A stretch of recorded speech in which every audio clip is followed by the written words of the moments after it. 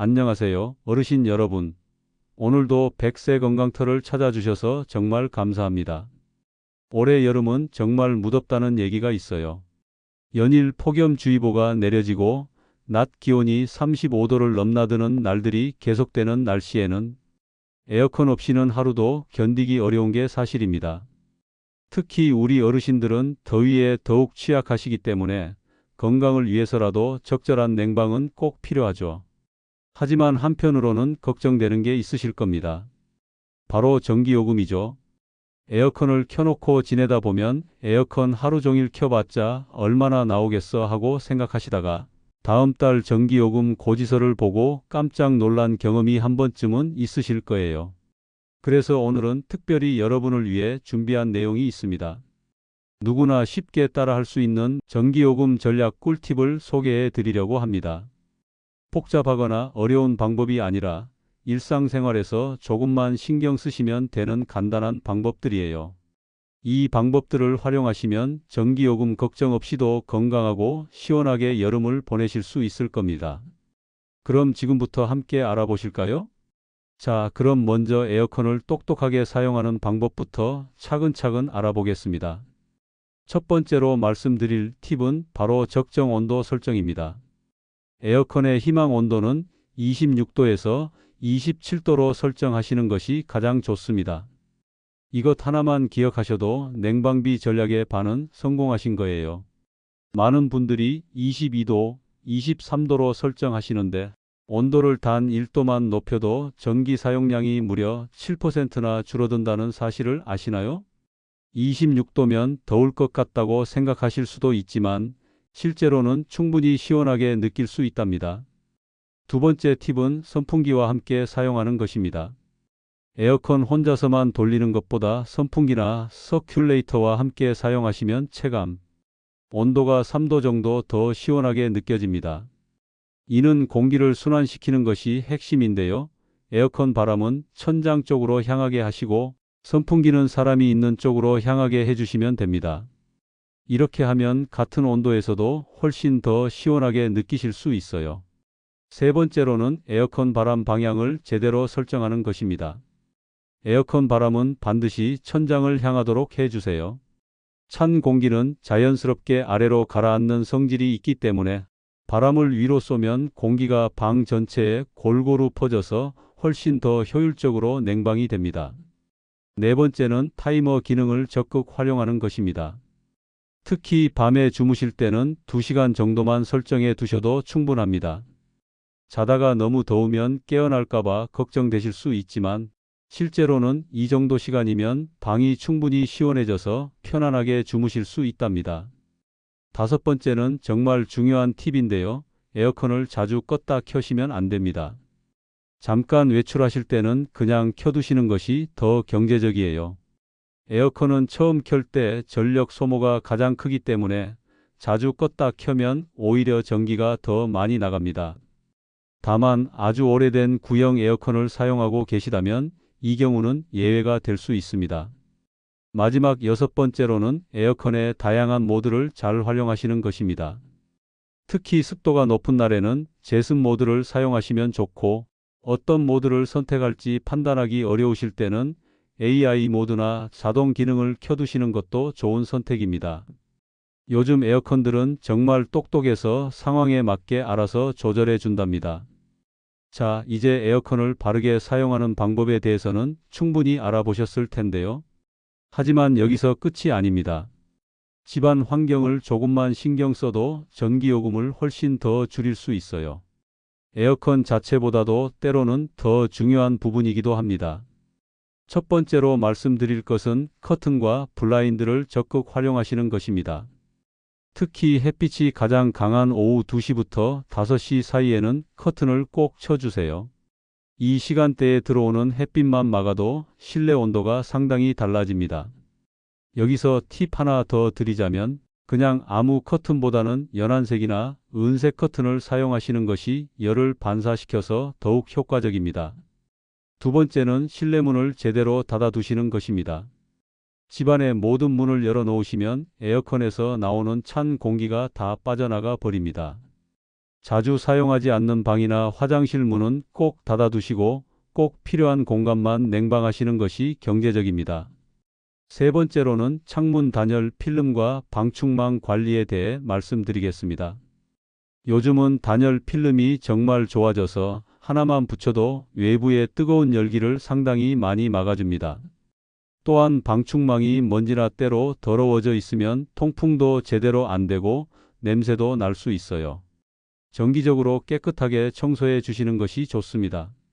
네 번째이자 정말 중요한 것은 실외기 관리입니다. 혹시 실외기 근처에 화분이나 빨래 건조대, 박스 같은 것들을 두고 계시지는 않나요? 실외기 주변에 물건들이 너무 많이 있으면 공기순환이 제대로 되지 않아서 에어컨 효율이 떨어집니다. 실외기 주변은 항상 깔끔하게 정리해 두시고 공기가 잘 통하도록 해 주셔야 에어컨도 더 시원하고 효율적으로 작동할 수 있답니다. 지금까지 에어컨 사용법과 집안 환경 관리에 대해 알아봤는데요. 이제 마지막으로 가전제품 관리를 통한 추가 전략 방법을 말씀드리겠습니다. 첫 번째는 에어컨 필터 청소입니다. 이것은 정말 기본 중에 기본이에요. 에어컨 필터에 먼지가 쌓이면 냉방 효율이 무려 30%나 떨어집니다. 생각해 보세요. 같은 전기를 쓰는데 시원함은 30%나 덜하다는 뜻이니까 얼마나 아깝습니까? 그래서 2주에 한 번은 꼭 청소해 주시고 아무리 바쁘셔도 최소한 한 달에 한 번은 필터 상태를 확인해 보세요. 필터 청소는 생각보다 어렵지 않아요. 앞쪽 덮개를 열고 필터를 빼내서 물로 헹궈 주시기만 하면 됩니다. 두 번째로는 오래된 에어컨과 실외기 점검에 대해 말씀드리겠습니다. 10년이 넘은 에어컨은 전기 먹는 하마가 될 수 있어요. 기술이 많이 발전해서 요즘 에어컨들은 예전보다 훨씬 전력 효율이 좋거든요. 만약 오래된 에어컨을 사용하고 계시다면 전문가에게 점검을 받아보시고 필요하다면 교체도 진지하게 고려해 보세요. 처음에는 돈이 들어가지만 장기적으로 보면 전기요금 전략으로 충분히 회수할 수 있습니다. 세 번째는 냉장고 절전 방법입니다. 냉장고도 여름철 전기요금에 큰 영향을 미치는 가전제품이거든요. 냉장실은 60% 정도만 채우시는 것이 좋습니다. 너무 빽빽하게 채우면 찬 공기가 제대로 순환하지 못해요. 반대로 냉동실은 꽉 채우는 것이 좋습니다. 얼어있는 식품들이 서로 차갑게 해주는 역할을 하거든요. 그리고 냉장고 문은 자주 열지 마시고 한 번에 필요한 것들을 다 꺼내세요. 온도 설정은 냉장실은 5도 이하, 냉동실은 마이너스 18도 이하로 맞춰두시면 적당합니다. 다음은 일상생활에서 쉽게 실천할 수 있는 팁들과 도움이 되는 전략 아이템들을 소개해 드리겠습니다. 첫 번째로 추천드리는 것은 냉감 패드와 쿨매트입니다. 이런 아이템들은 정말 간단하면서도 효과가 좋아요. 침대나 의자에 하나만 깔아두셔도 체감 온도가 눈에 띄게 내려갑니다. 특히 밤에 주무실 때 이런 제품들을 사용하시면 에어컨을 틀지 않고도 충분히 시원하게 주무실 수 있어요. 전기요금도 절약하고 건강에도 좋은 일석이조의 효과를 볼 수 있습니다. 두 번째는 스마트 멀티탭이나 절전 콘센트를 활용하는 것입니다. 요즘에는 정말 똑똑한 제품들이 많이 나와서 대기 전력까지 자동으로 차단해주는 멀티탭들이 있어요. TV나 셋톱박스, 심지어 에어컨까지도 사용하지 않을 때는 자동으로 절전 모드로 전환해 줍니다. 처음 구입할 때는 조금 비싸게 느껴지실 수도 있지만 장기적으로 보면 전기요금 절약 효과가 상당해요. 세 번째로는 전기요금 알림이 앱을 활용하시는 것입니다. 스마트폰에 전기요금 관련 앱을 설치하시면 실시간으로 전력 사용량을 확인할 수 있어요. 어제보다 얼마나 더 사용했는지, 이번 달 예상, 요금이 얼마인지 등을 알 수 있어서 자연스럽게 더 절약하게 됩니다. 눈으로 직접 보니까 오늘은 좀 많이 썼네 하면서 의식적으로 더 절약하게 되시거든요.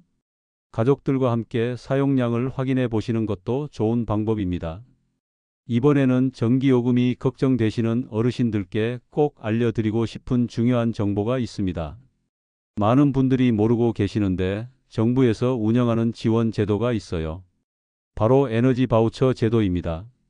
기초생활수급자나 차상위계층에 해당하시는 분들은 여름철 냉방비로도 지원금을 받을 수 있어요.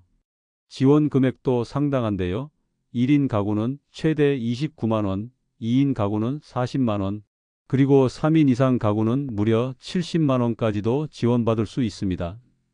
이 제도는 복지로 웹사이트에서 온라인으로 신청하실 수도 있고 가까운 동 주민센터에 직접 방문해서 신청하실 수도 있어요.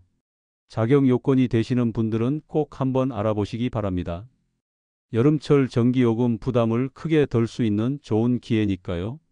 혹시 본인이 해당되는지 잘 모르시겠다면 주민센터에 전화로 문의해 보시거나 직접 방문해서 상담받아 보시는 것도 좋습니다.